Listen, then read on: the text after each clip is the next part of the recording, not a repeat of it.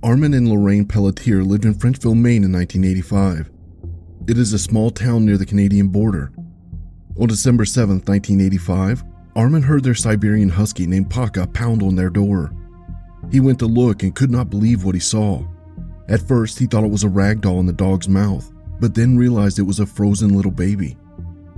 The child was Caucasian, female, and still had her umbilical cord attached. Armin immediately called police. Detectives were able to track the dog's path to about 700 feet from their home, where the baby was born in a gravel pit. It was determined the baby passed away from the cold she was left in and not from being carried home by Paka. Investigators couldn't find any sign of the woman who delivered the baby, just blood and placental material. They collected DNA from the scene and stored it so they could use it later. No one in the town knew who the woman could be, so the case went cold. In 2020, Detective J. Pelletier was working at the Maine State Police Unsolved Homicide Unit and decided to take up the case.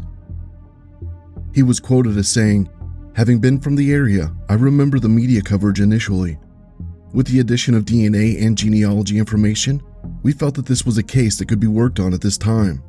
Detectives worked alongside Identifiers International to identify 58-year-old Ann Daigle as the mother of baby Jane Doe. Police say that Ann was 21 years old when she went to the gravel pit in Frenchville, Maine to deliver the little baby girl. On June 13, 2022, Maine State Police traveled to Lowell, Massachusetts to arrest Ann Daigle, formerly known as Leanne Jarrett. She is currently being held without bail at the Aroostook County Jail in Holton, Maine, and has pleaded not guilty. Police interviewed Leanne's ex-husband, John Daigle. They asked him if she had been pregnant when they met in the summer of 1985. John was a 23-year-old college student, and the two met at a July 4th celebration, 5 months before she gave birth. John was stunned when he learned about the baby, because he did not know she was pregnant back then. He said, "I fell to the floor. It shocked me that she had delivered a baby all by herself at -30-degree weather, drove herself home. I'm sure she bled." John was also told that the DNA showed that he was not the father of the baby. The man who was the father lives in an assisted living facility in Florida and cannot communicate anymore. John told police that Leanne is a survivor of childhood violence at the hands of her alcoholic father.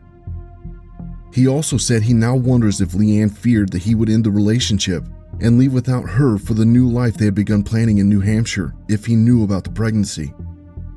In an interview with the Press Herald, he also said that he would have wanted to raise the baby had he known about it. "She was protecting the relationship I had with her because she thought I would have dumped her lickety-split." Leanne told her daughter Kristen that she believes she may have been assaulted on the night of her 21st birthday, which was 9 months before she gave birth. She has no memory of the night at all. Leanne said that she was unaware that she was pregnant in 1985. Leanne told Kristen that she was driving home from work, felt a strong urge to urinate, and then gave birth to a baby she believed was not alive anymore, on the side of a road near a gravel pit. Kristen said, "My mom thought it was a stillborn. It didn't cry, it didn't move. To her, the baby was not alive. So to her, it was some freak miscarriage and something that she wanted to leave in the past. People have miscarriages all the time." Police are asking anyone with information they believe may be relevant to the investigation to call Maine State Police at 207-532-5400.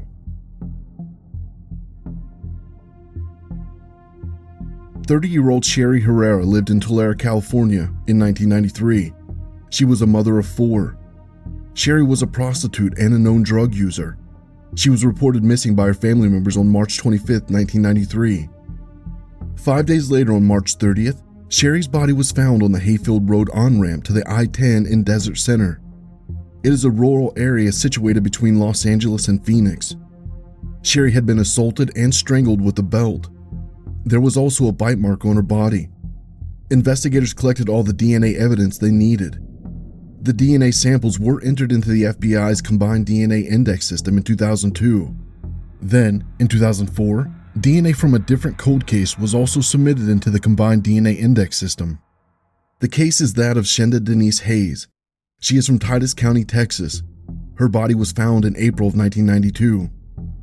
She was assaulted and strangled with a device made of wire and cord in a manner to control the victim. Her body was discovered near an I-30 rest area in Mount Pleasant, about 100 miles east from Dallas, Texas. Shenda is also a prostitute like Sherri. When DNA of her attacker was entered into the CODIS in 2004, investigators realized that the same man was responsible for taking Shenda and Sherri's lives. Even though they could come to this conclusion, DNA technology was not advanced enough to identify the unknown man. They could only determine that he was African American and most likely lived in California or Texas. Recently, in September of 2020, Texas and California officials worked together and ultimately conducted genealogy research in the matching of DNA found at both crime scenes. In May of 2022, 67-year-old Douglas Thomas was identified as the person responsible for taking the life of Shenda Denise Hayes. He was arrested at his home in Waco, Texas. After his arrest, officials with the Riverside County Regional Cold Case Team traveled to Texas to question Thomas about Sherri's case.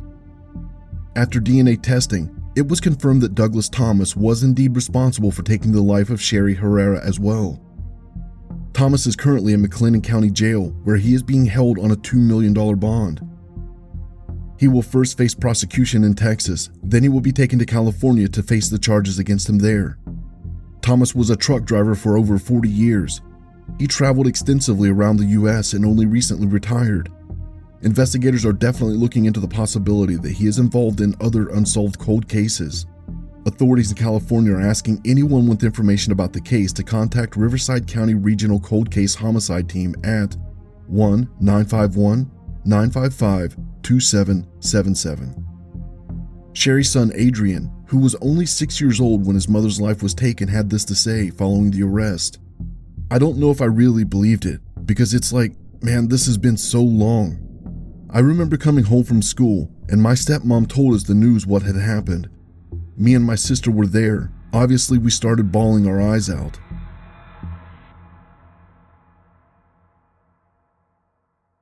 Melissa Rocuba lived in Lackawanna County, Pennsylvania in 2013 with her husband Bruno Rocuba. On August 6, 2013, Bruno called 911. He told the operator he shot Melissa in the head inside their home, but claimed it was an accident. Melissa was taken to the hospital, but sadly succumbed to her injuries 4 days later. At first, Bruno was saying that they were fighting, but it was simply an accident. Then later he said he was playing with the gun and it went off. According to the police, Bruno changed his stories 7 times in just the first 24 hours. Investigators looked at surveillance footage depicting a heated argument between Bruno and Melissa. Authorities also learned about a family inheritance Melissa's mother won at a casino in Atlantic City for $1.5 million. This was seen as a potential motive. Despite investigators believing Bruno meant to fatally shoot Melissa, they did not have enough evidence to charge him. Recently, Pennsylvania State Police reinvestigated the case. Melissa's sister and daughters told the police that Bruno had pulled a gun on Melissa inside their home on previous occasions. Investigators also learned more about the $1.5 million family inheritance. The remaining payouts of those funds was supposed to be split between Bruno and his 2 daughters. Police learned that Bruno has been stealing over $100,000 of those funds from his daughters since 2013. Investigators also used new technology to prove that Bruno meant to shoot Melissa. They didn't elaborate as to what the new technology is. 56-year-old Bruno Rocuba was arrested on June 3, 2022. He was charged with taking the life of Melissa and theft. Trooper Robert Urban had this to say: "When it comes to investigations that are open, we always investigate them and try to uncover new leads." Well, in this case, we interviewed more people. We used different technology, different audio devices to make other interviews clearer. In the past, we've, through more investigatory leads, we've seen the stories have been changed and the counts of what Bruno said then we found to be, dishonest and prove him guilty beyond a reasonable doubt. It's great when you can have closure with a case like this. You have a lot of family members and everything else will make sense about what deep down they may have thought would have happened, but they were never sure. Now we're actually able to investigate this the whole way and prove Mr. Rocuba as being guilty. And I think this adds closure to the family members and friends in the community.